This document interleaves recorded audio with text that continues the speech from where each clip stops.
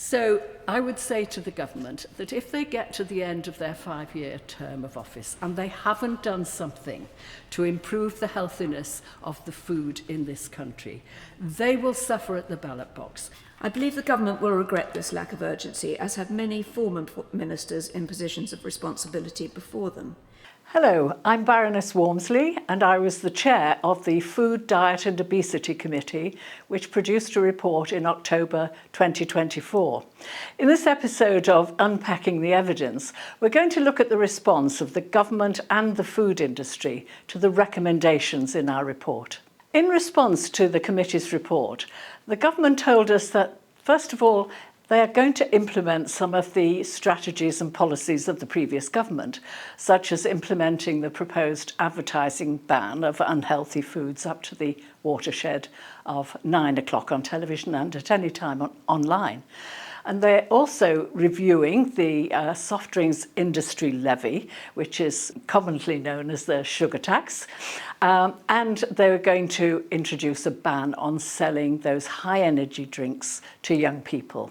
Since the government's response, they have established the food strategy under the aegis of DEFRA, and that really also involves other government departments, such as the Department of Health and others involved with food strategy.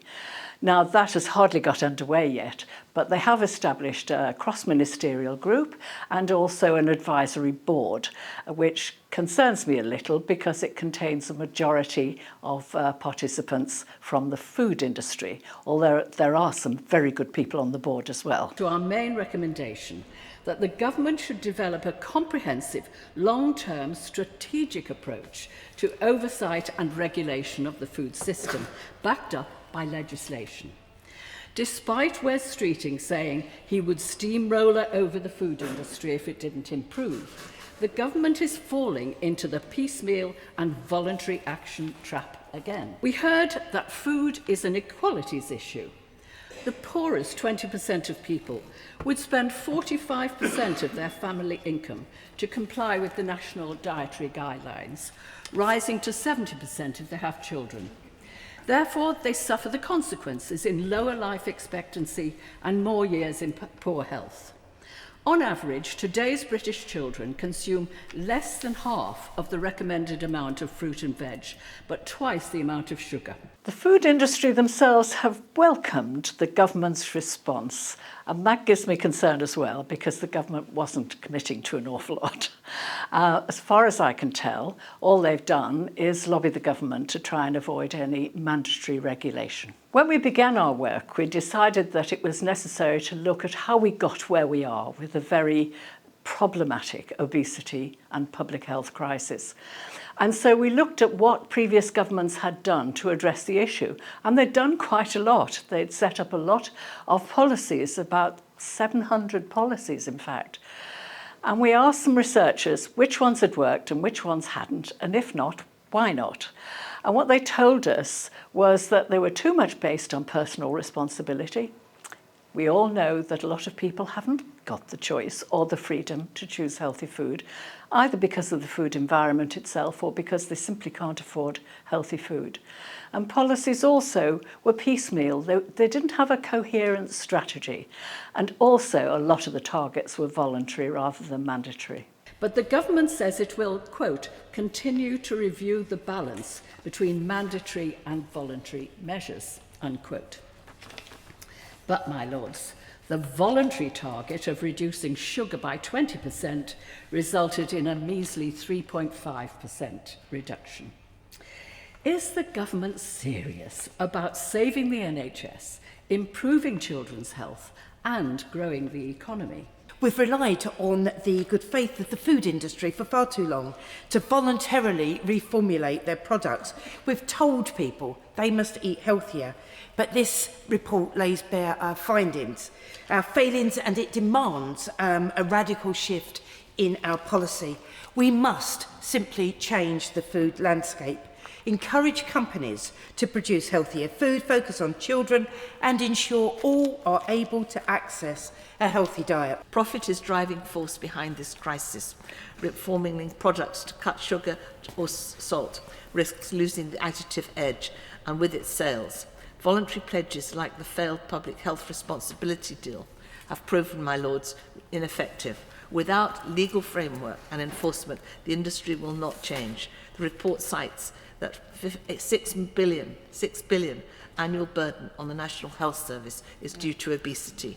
Money that could be fund schools and could fund school meals. As we know, school meals are now not made in schools anymore. They're made in different places and brought to schools. And also, those are not good food. And further, the school budgets are run by schools now, and sometimes if they need money for other issues in the school, they cut school meals. It's an easy cut without anybody noticing. So we really have to be quite tough about school meals and what children are being fed in at school. One thing the committee was determined to do was to have a laser focus on healthy diets for children, because not only are taste preferences set very early in life, such as the taste for sweet foods or salty foods, but also the healthiness of the life course is set when children are very young and they develop healthy strategies, preferences and habits. That's why it was important to us to look at the quality of food in schools, the availability of free school meals for those who need them, and the quality of foods for infants and babies. On a daily basis, children in particular are bombarded by food offers and advertising, encouraging them to buy and eat much more than they need. This food revolution has had a profound impact on children. They have grown up with an abundance of artificial and industrially produced foods, and some have little or no experience of natural or home-cooked food. The statistics are stark and becoming worse. In the UK, over 20% of children are already too heavy, and around 10% are already obese by the time they start primary school. As the Food Foundation's most recent report states, children in the most deprived fifth of the population are over twice as likely to be living with obesity as those in the least deprived fifth by their first year of school. Will this strategy encourage both children and adult communities to grow the food they can eat? Will allotments, for example, be protected from land to build on? If this is cross-departmental, are we actually going to start engaging the public with the very food that they need throughout the course of their lives? We know many schools, for example, support gardening and growing things, which helps to introduce children in a most positive way to food that will be part of their lives. And will this strategy improve the population's understanding of basic nutrients in food so that people know what to look for when they're shopping? Will they understand the labelling? Are all these things that all small in their way, but which contribute to the way in which people address food and the way in which they see the food that appears in their kitchens? Where do a known number of people all eat at once, every day, all in one place, allowing a relatively easy calculation of how much fresh food needs to be prepared, minimising wastage and transport? Schools, where it's also very much needed.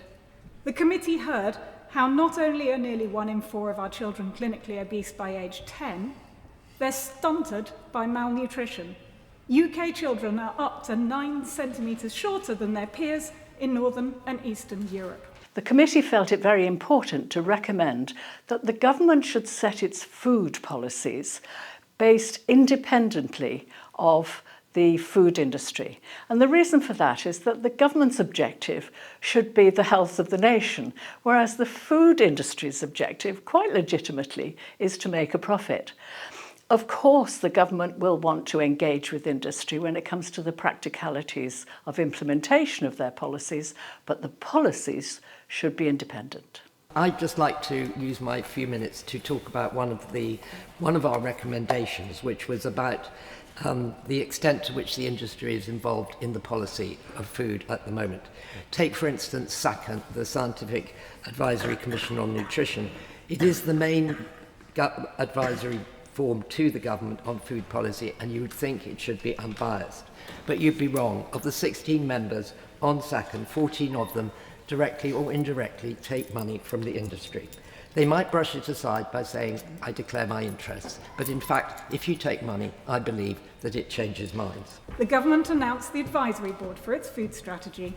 That strategy that doesn't mention reducing unhealthy food. On the board is one solitary farmer. No one who cooks fresh food, no one who's an expert in school meal provision, not even a biodiversity and conservation expert, even though one of the stated aims of its strategy is to work out how to reduce the impacts of our food system on the environment. Another of the aims, economic growth. Economic growth could mean the encouragement of innovative local and community SMEs and family farms, British businesses who employ locally and supply locally. But no, the board are almost all representatives of multinational industrial foodstuff manufacturers and retailers, as is its secretariat. The people whose businesses are the antithesis of what a healthy food strategy needs. The strategy says it aims to ensure, and I quote, that our largest manufacturing sector can realise its potential for economic growth. Manufacturing. That's how this government sees food.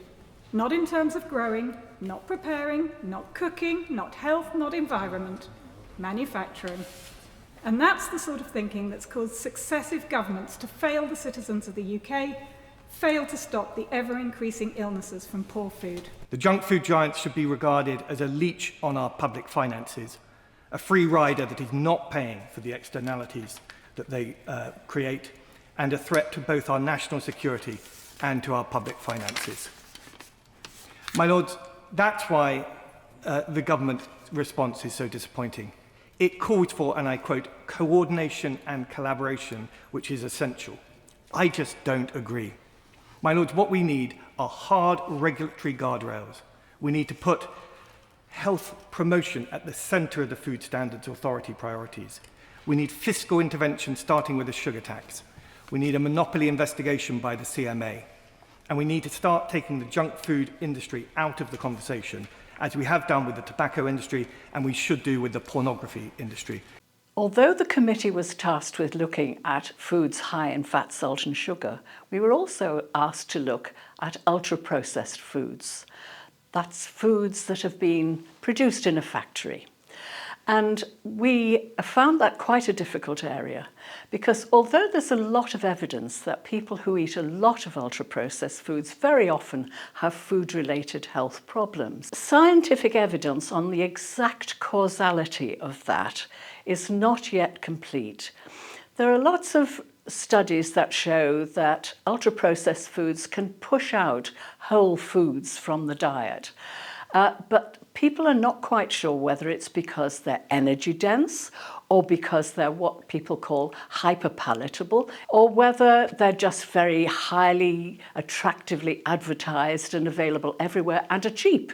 So what we proposed to the government was that they fund more research, that they ask the Scientific Advisory Committee on Nutrition to keep a watching brief on the evidence on ultra-processed foods, and then, of course, respond to that when it comes to national policies. We also felt that it was quite legitimate to change the dietary advice to say to people, it is inadvisable to eat a high proportion of ultra-processed foods in your own dietary pattern because not only do we not know the effects of the ultra-processed, also there's a very big overlap between foods that are ultra-processed by whatever definition you use and foods that are high in fat, salt and sugar and very high in calories. Our food system is broken. Over 60% of UK adults are overweight or obese, and diet and related illnesses are consuming our national health billions each year.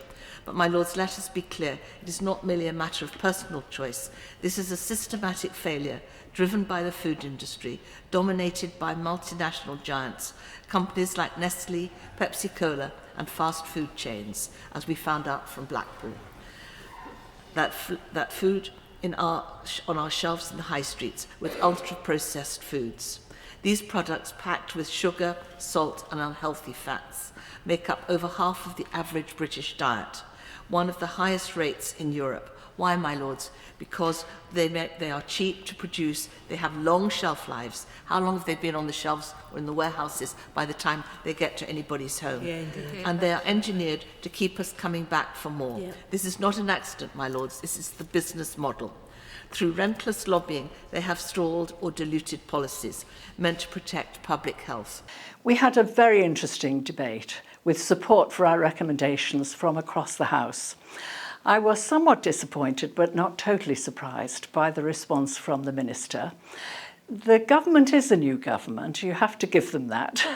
And she said that they had only been in place for 6 months when they were required to respond to our recommendations. And they didn't appear to be ready to really commit themselves to anything.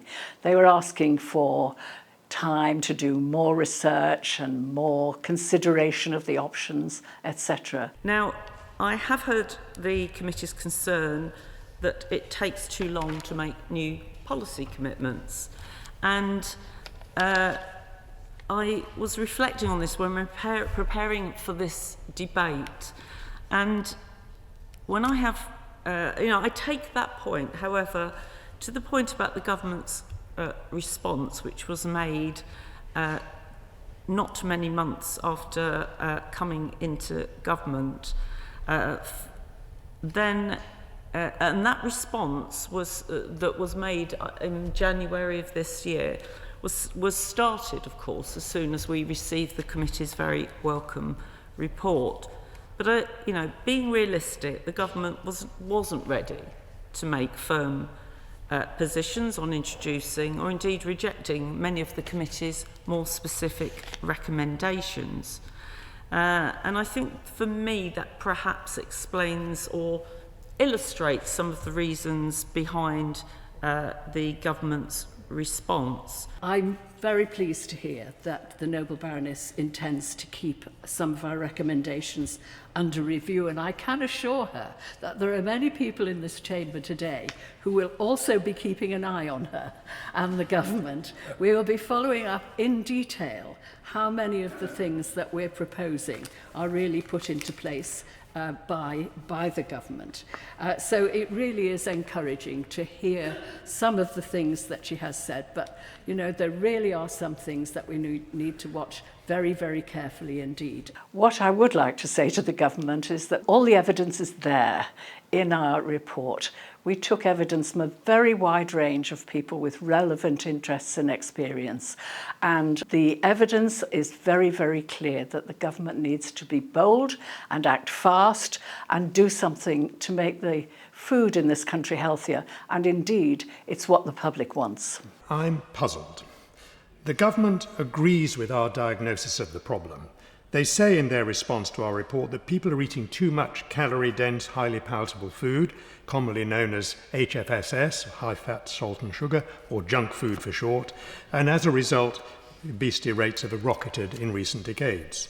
They go on to say that this rise in obesity has adverse effects on health, well-being, and the economy. And they also say there's a need to reshape the food environment that has been an important causal factor for the rise in obesity. My Lords, having read these introductory paragraphs of the government response, I was ready to enjoy learning that, having agreed with our diagnosis, they would also agree with our proposed solutions. And these solutions were based on many months of hard graft and over 1,000 pages of written evidence from experts. But instead, my Lords, the government, as we've already heard, rejected nearly all of our recommendations, as indeed they did reject the recommendations of the inquiry that I chaired a few years ago on food poverty, health and the environment. Unhealthy food has an enormous impact on children.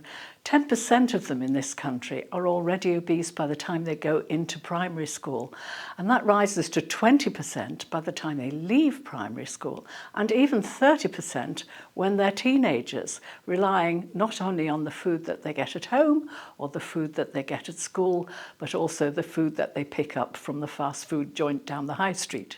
The committee heard that voluntary targets hadn't worked in the past. For example, There was a voluntary target of reducing the amount of sugar in foods by 20%, but all we got was 3.5%. So that's certainly not success, is it? But the one that did succeed was the soft drinks industry levy, commonly known as the sugary drinks tax. And that was a tax on the amount of sugar in soft drinks. Now, the purpose of that was not to gather the tax in, it was to persuade the manufacturers to reduce the amount of sugar, and it succeeded. But at the same time, the amount of sugar in the average family's shopping basket actually increased.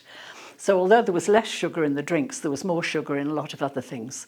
And for that reason, we felt that we need a mandatory target to reduce sugar and salt in foods, because actually salt is a great health risk. It causes hypertension, it causes a lot of fatalities. So we suggested a mandatory target for reducing sugar and salt for large companies, manufacturers and retailers. A lot of evidence that we heard suggested that the food industry is not paying for the problems that it causes.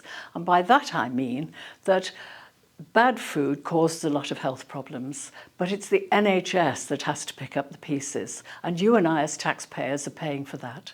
One thing the government has done is slightly strengthen the national planning framework so that local authorities have increased powers to prevent the establishment of new fast food outlets near to schools or where children gather.